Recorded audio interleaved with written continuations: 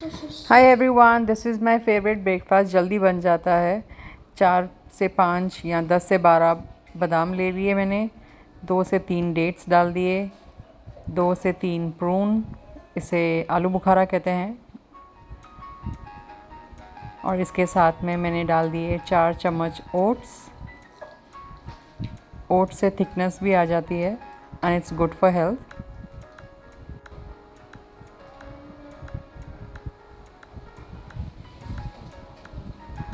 ये हो गए 4 चम्मच ओट्स। इसके साथ में मैंने इवापोरेटेड मिल्क डाला है। इसका फ्लेवर मुझे बहुत पसंद है। मैंने हाफ़, ऑलमोस्ट अंदाजे से ही हाफ़ केन डाला है।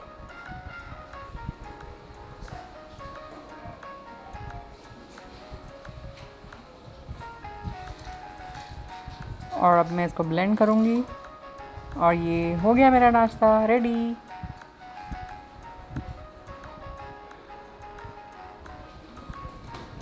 अब मेरे बादाम ख़त्म हो रहे हैं तो मैं ये यूज़ करने वाली हूँ आलमंड बटर, जैसे पीनट बटर होता है।